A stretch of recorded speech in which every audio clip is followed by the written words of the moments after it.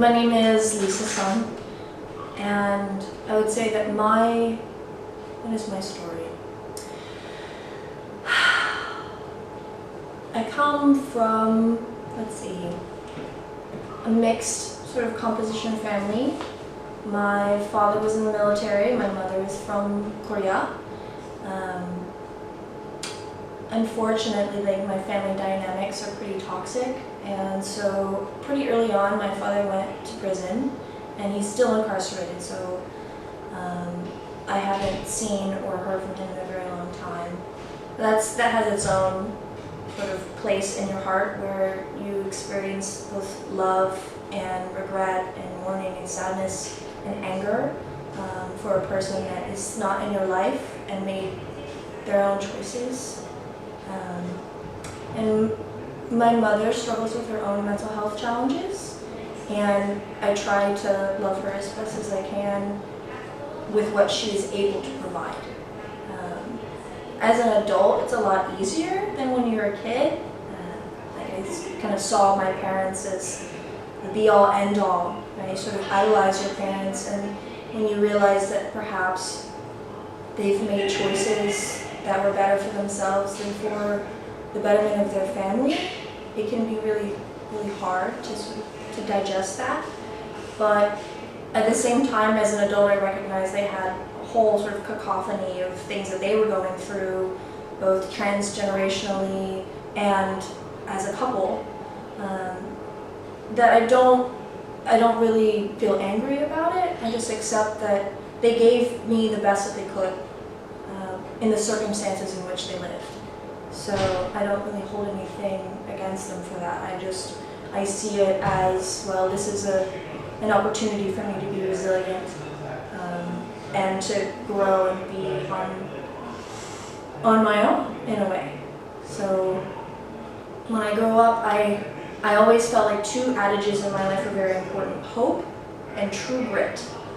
I fully believe that I am unbreakable, and that no matter what has happened to me in the past or what may happen to me in the future, I am able to lift myself up again, especially with the knowledge that I have people that just support me, my friends, my colleagues, that want what's best for myself and my mental health. And the family that you choose sometimes can be most supportive. Absolutely. So I carry a diagnosis of PTSD. It's more of a complex PTSD than a one event off.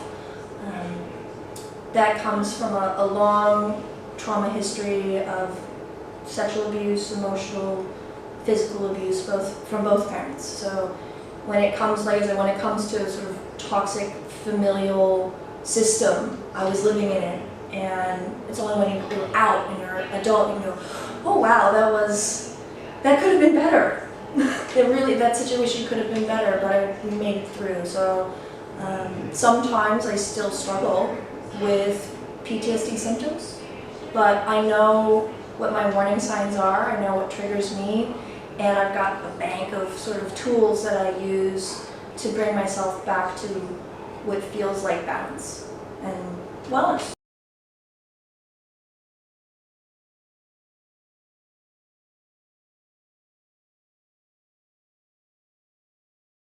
Part of it is I was learning to make it about me, if that makes sense. So for my wellness, it's attuning to my body and just checking in. I have a tendency to disassociate, go someplace else if my body's in pain, so I learned to recognize what is my body telling me that it needs, whether it needs more sleep, or good food, or more sunlight, or a nice walk. I try to focus on self-compassion in that way.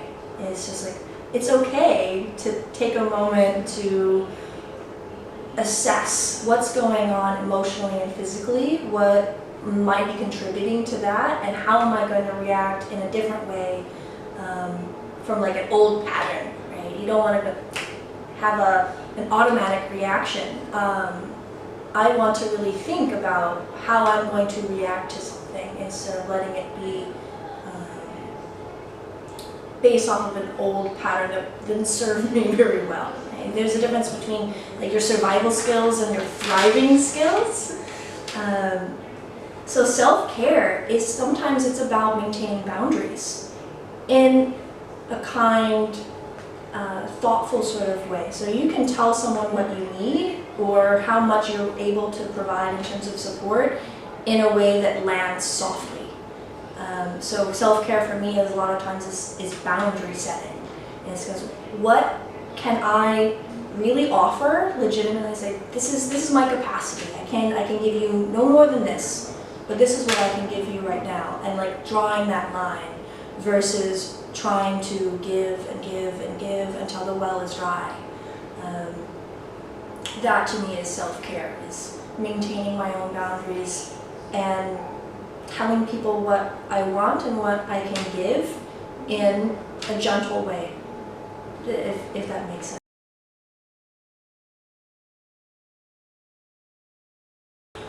So let's see. Mental health and sort of that era didn't really make itself present until I was in my third year of AmeriCorps service. So I did 3 years of AmeriCorps and I was teaching some young children in a Chicago public school, and one of the little boys in the class had been bullied and was experiencing some really deep distress. And since I was teaching, I felt I don't have the skill set, I feel, to really help this little boy. And at that moment I said, well, that's what I need. I can see in this moment that this person is hurting and I feel like I'm floundering and I want to help, but I don't have the skills, I don't have the knowledge. I said, well, certainly I can find it. And then I decided I completely changed where I was going in my major. I was originally going to go for theatrical directing, which was one of my passions. But I said, this was more important to me somehow, was having the skill set to be able to help someone in need when I saw them hurting. Yeah. And I completely changed. I said, you know what, I'm gonna find a way to mix what I love, which was sociology and theater. And I found the drama therapy program here in San Francisco, the California Institute of Integral Studies, where I got my master's in counseling psychology with a concentration in drama therapy. So I took two things I really loved about people and how we represent the world and used it to help other people. So like that's kind of how I got in professionally. Now, when you're talking about your own mental health, like going to a therapist was because I was in a grad school program that focused on mental health. And they said, the thing that you need before you graduate, every single person in this program needs to have at least 45 hours of individual therapy. Because they maintain that if you want to be a good therapist, pardon my language, you need to take care of your own shit. So I said, okay, I understand that. Figure out and use the techniques on myself so I know what they're like before I even ask someone to do a technique with me, because I know the impact, I know the process. So I went to therapy, and it was like the first real time I kind of dipped my toes in getting my own personal therapy. And I had a therapist at Kaiser, and it was, when you look back on it, you see it as kind of a mind-blowing aha moment.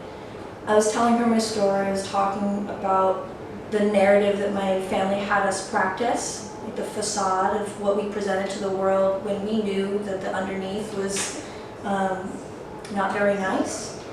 And when I told her about that, she stopped for a moment and there was a pause. And she said, well, what about you?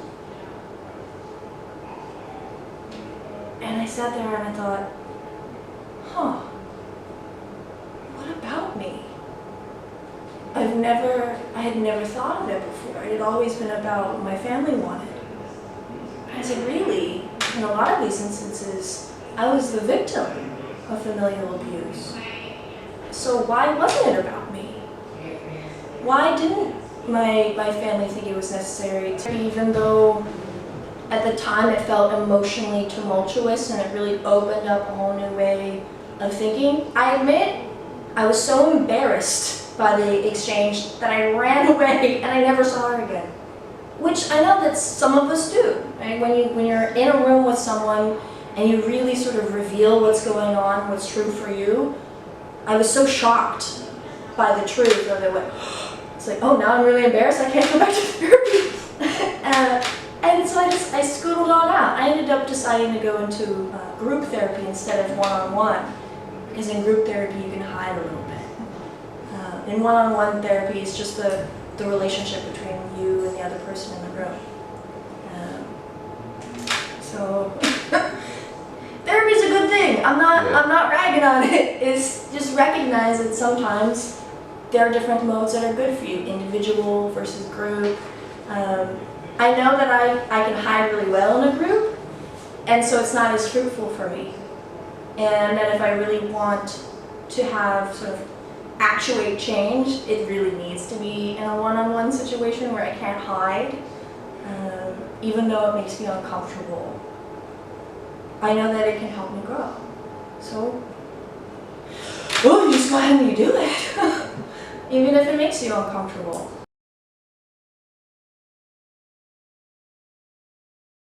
At the time, I was going through Kaiser, and they had a pilot trauma group program. And so they told us right from the beginning, you guys are guinea pigs. We're letting you know right now, but we're attempting to create a trauma group for what was just a lack of resources. There weren't enough psychiatrists and therapists and psychotherapists to go around at Kaiser. Their caseloads are huge. So they said, well, let's make a group. And everyone that needs, that really should benefit from seeing someone once a week, let's make it a once a week group instead. That way we can hit more people at the same time, and then we can meet their need instead of, you get one therapy appointment and then 6 weeks later you have one therapy appointment, because they're overburdened. Yeah. And that's just part of the system, and I accept that. So the group was, and I paid a small copay, I think I paid $15, and it was a wide range of folks in different levels of crisis, pre-crisis, post-crisis. We had a huge spectrum of people in this class. But because it was a group, you could easily just pull back and kind of contain yourself a little bit and hide and see what everybody else is doing and how they're sort of presenting themselves. And it was very easy to escape individual attention that way. But also, you could really see that you weren't alone. And that by looking at the people in the room, you could see where they were at and where you were at in their process. If that is clear, it's like I could see someone and go, oh, he looks like how I felt 2 weeks ago. And she looks like how I want to feel 6 weeks from now. Just the spectrum of people and where they were at in the moment in the group was also enlightening to see where you're not by yourself, and that progress and hope and healing can happen. Right? The recovery is possible, whether that's from substance use or emotional distress or diagnoses like PTSD. It doesn't necessarily go away, but I can be better prepared to respond to it when things come up for me. So.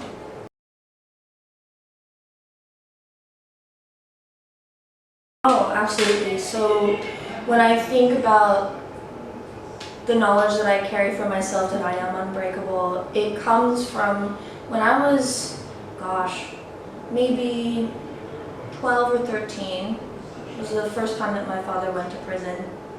And I remember distinctly, as a child, I was laid on a carpet, and you could really sort of smell the old cigarette smoke, and I was weeping and crying. And I thought to myself, okay, if no one else can save me, maybe I can save myself. And I imagined what I would look like in the future as an adult. Because again, you're 12 or 13, I thought to myself, okay, what would it be like if my future self came back?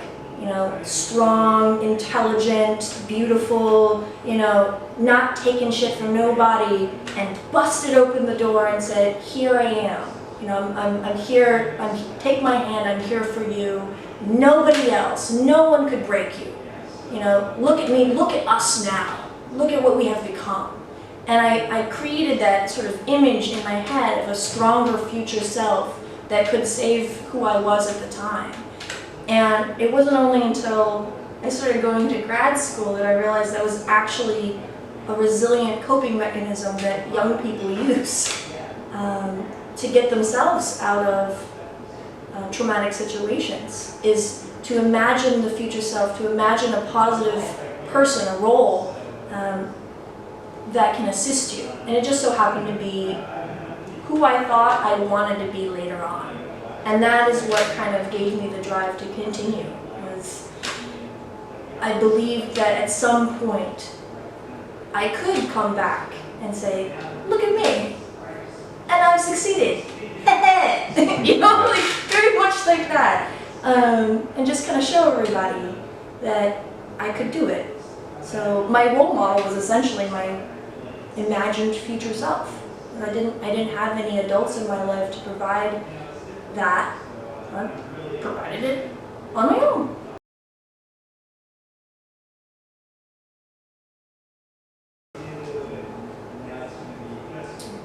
Let's see.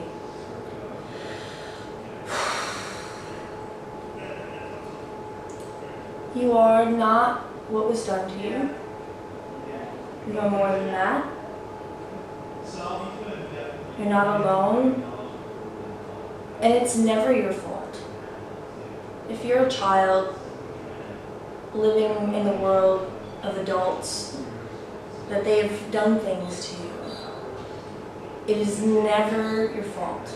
It's not something that you brought on. It's not something you invited. It was adults making choices that were to your detriment. So I would want someone that was in my position to really just try to hold it in their hearts that they have no fault. That really the fault lies with the perpetrator and never with the victim or the survivor, right? It never lands with the survivor.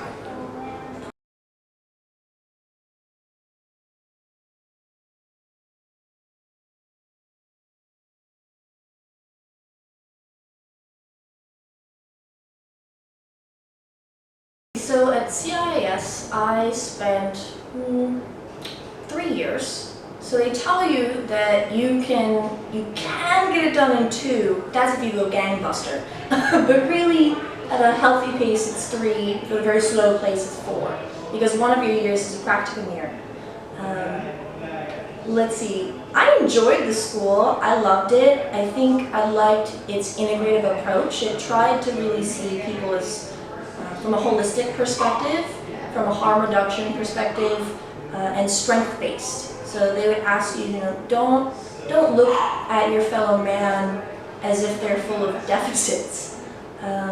See where they were strong and where the skills that they've learned to survive have really helped them, and how you can tweak them in the future. So when I went to that school, I had a pretty diverse.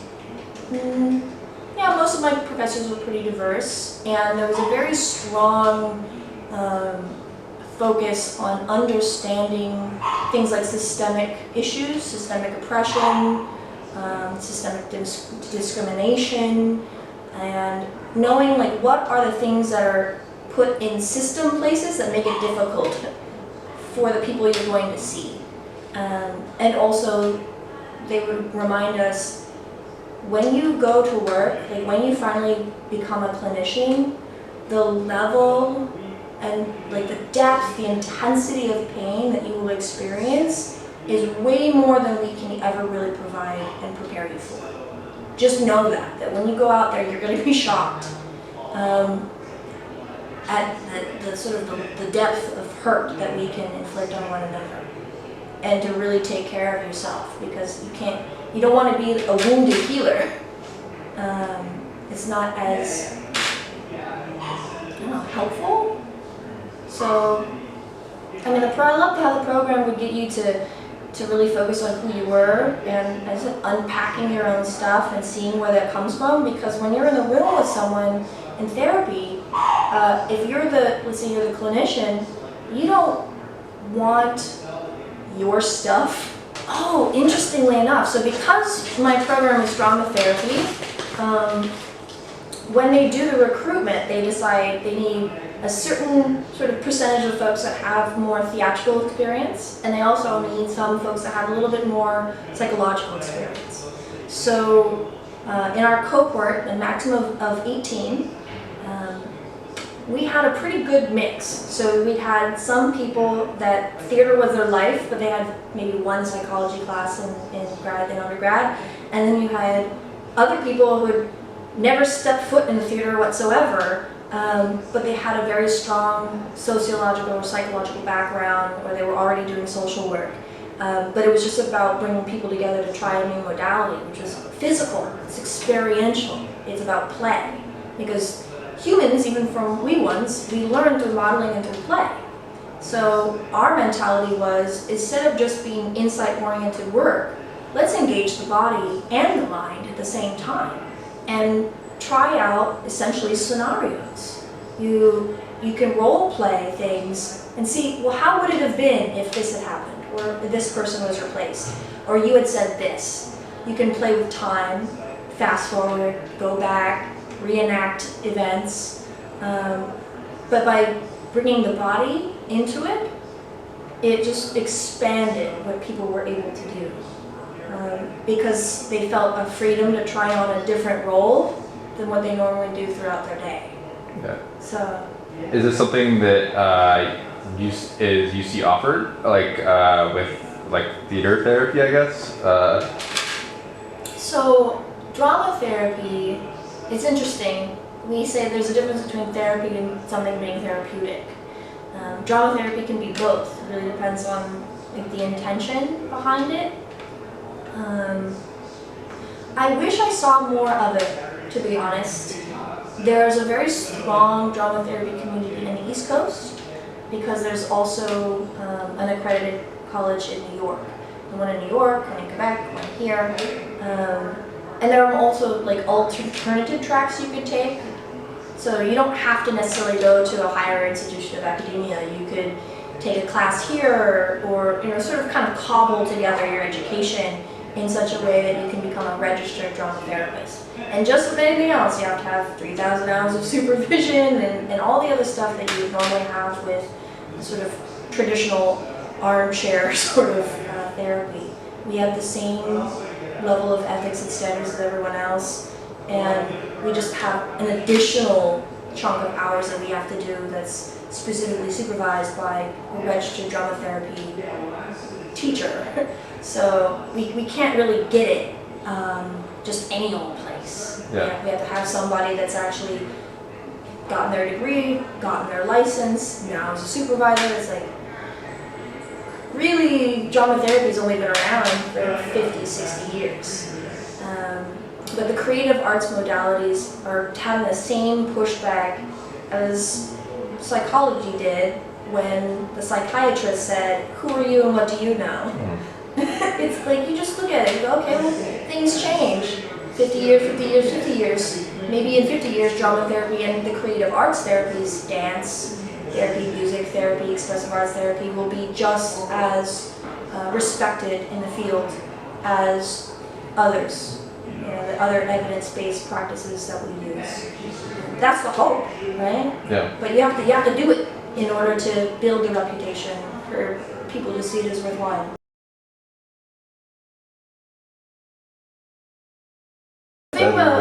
Think about Gestalt therapy, right?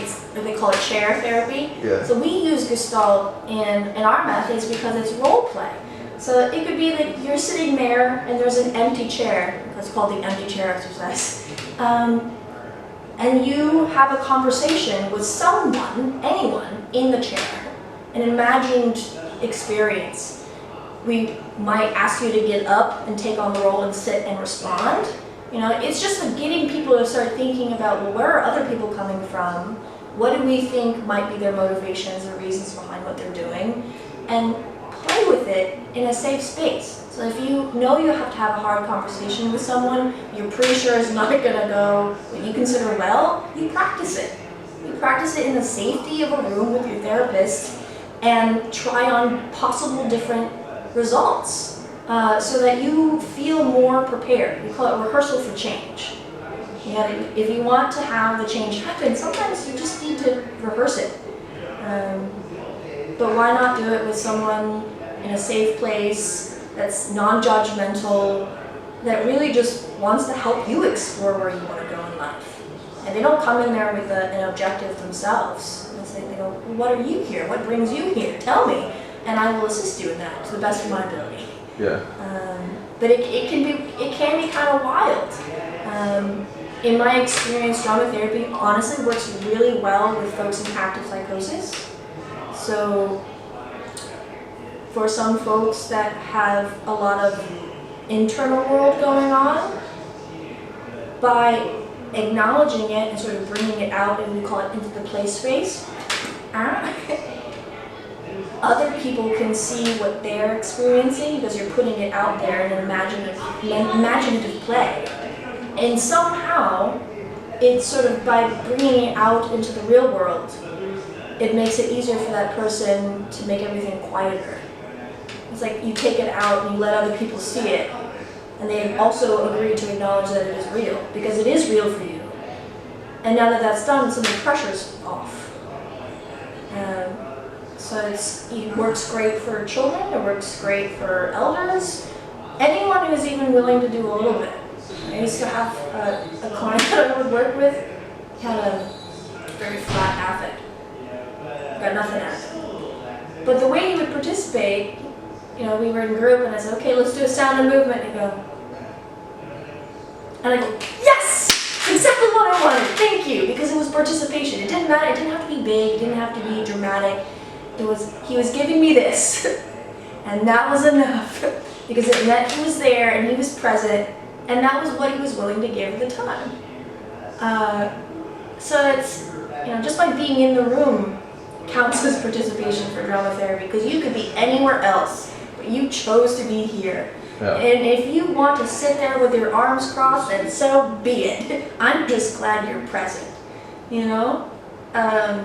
I think there's a lot of room for the creative arts modalities that we don't give people credit for. Yeah. Just different ways of exploring. Not one is better than the other. I fully believe in, CBT, DBT, motivational interviewing, like all of that stuff. Any tool you got, use it. It's just a different one. Yeah. And a little bit more fun, in my estimation. Yeah. Scary, but lots of fun. Yeah.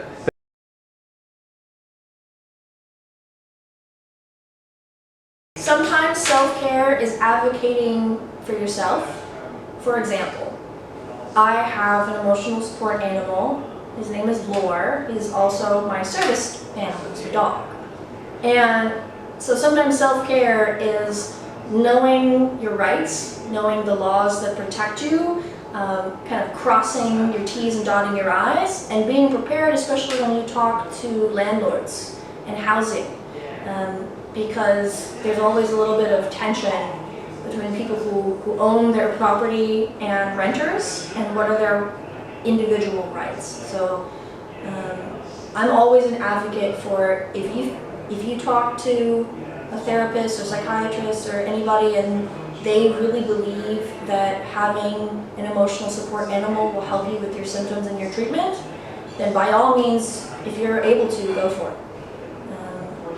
Because that was a way of tending to myself, was saying, I would really benefit from this. And my therapist felt similarly, and so she wrote me a letter. And I had to do my own research about how am I protected with the American Disabilities Act, and what are my rights, and what are the right things to say, and then how do you navigate this really uncomfortable conversation with someone that you have to reveal that you have a mental health challenge, and also maintain that I have a right to this housing and you can't discriminate against me with that knowledge. Because there is such stigma around mental health, and oh no, what is this person going to do? Are they going to ruin my house? No, I'm just letting you very clearly know that this is my right, which is also, I don't legally have to tell you that I do have a mental health challenge from the get-go, because that is an excellent way for someone to discriminate against you before you've even filled out an application. Recent housing situation, I had a landlord, very nice, but what happened was that I knew I was on a waiting list for a service dog for 2 years, and finally it came up that he was ready. The right dog for me had arrived, and I knew. I said, okay, if I tell her from the very beginning that I have mental health challenges, she's not going to want to rent from me. I didn't have a dog at the time, but I knew that in San Francisco, one of the biggest rules is they have to collect at least 3 months worth of rent, and then they've established precedents that you've lived in this place, that they've accepted you living there. And then I told her, these are my rights. I actually sent her all of the PDFs, all of the files, all of the laws, written in a very nice little professional email. And for those of us that have invisible disabilities and you can't really tell right off the bat, they are allowed to ask around and see if this is a sort of historical diagnosis. Like this isn't someone that's just making it. What was most difficult was having my landlord call my office and call my supervisor to confirm that I had a mental health diagnosis, to confirm that there was a medical need for a service animal, because it feels like an invasion of your privacy. And also I was upset. I said, why do you feel so angry about the fact that this is something I need for my wellness? It in no way impacts you. I wasn't asking for any other sort of accommodations. It was just, this is the knowledge that I need a service animal. This is the letter from my psychiatrist. These are my rights.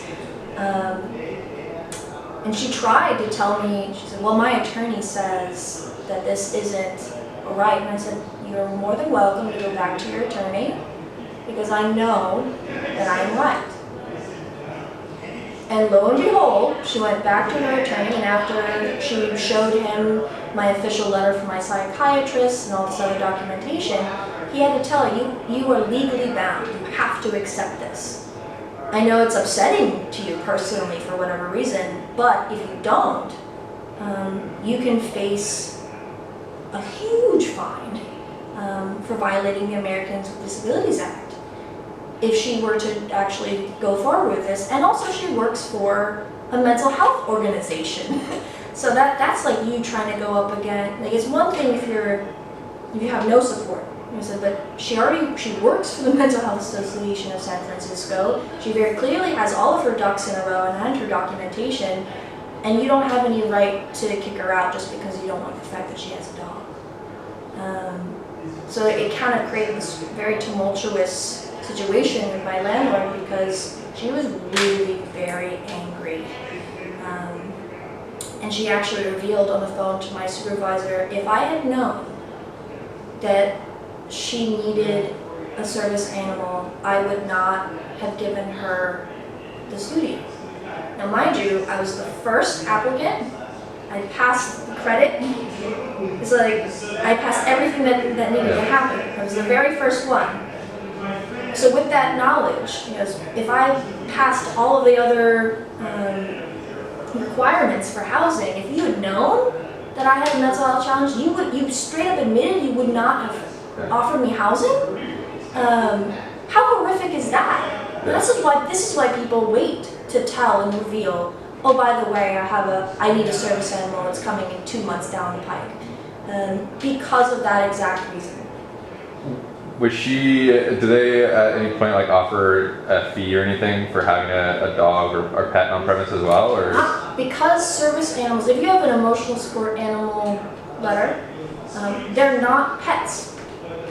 Pets may be charged fees or monthly pet rent, but emotional support animals, service animals, may not. And that is the legal distinction, is that they are not a pet. They serve a purpose. They work for you specifically for your symptoms and your treatment. It's not because you just want something cute and fluffy to walk around with. In fact, I wouldn't wish my own diagnosis on anyone. I wouldn't want anyone to feel the way that I do or to find it necessary to have a service animal. I think that's detrimental to the service animal community when you have folks wandering around and says, "Oh, this is my service animal," and it's, you know, very aggressive. That's one of the biggest things. No aggression whatsoever.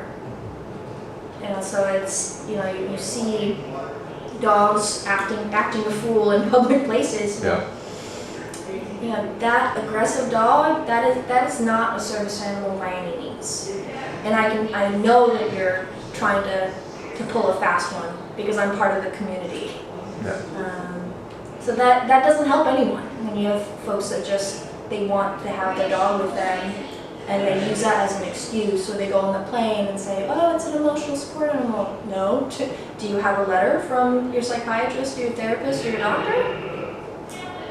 Or is this just you saying, "I want to not have to pay a pet cabin fee or have them in the cargo"? It's really, really difficult for people that have really serious, legitimate issues fighting against people that are essentially faking it. It's not helpful.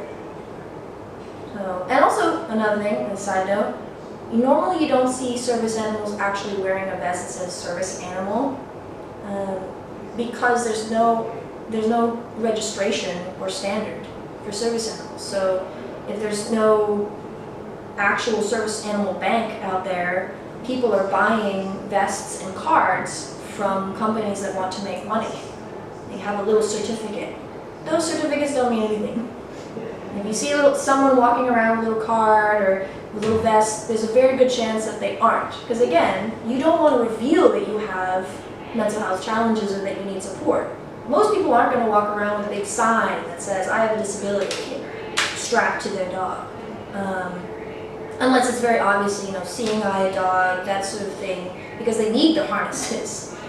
Most people don't actually need the harnesses, so you just be wary of people and how their animal is behaving, especially. And if they don't know what questions they can be legally asked. If they go, "Oh, well, he's my pet." Aha! Why'd you let the word pet fly out of your mouth? Yeah. That is a problem. You know, your service animal has to be able to provide work for you. So if you can say, "Yes, my animal provides a service, they do this, this, and this," and legally, "No, I am not required to actually show you that they do it. I am legally required to tell you what the tasks are, and yes, they do a service, but you're not allowed to ask anything else. You're not allowed to know what is my diagnosis, what is the actual task that the dog does in terms of like making me perform in the spot." That's not how the rules go. So don't be intimidated. Try not to be intimidated is another thing. Don't let people push you.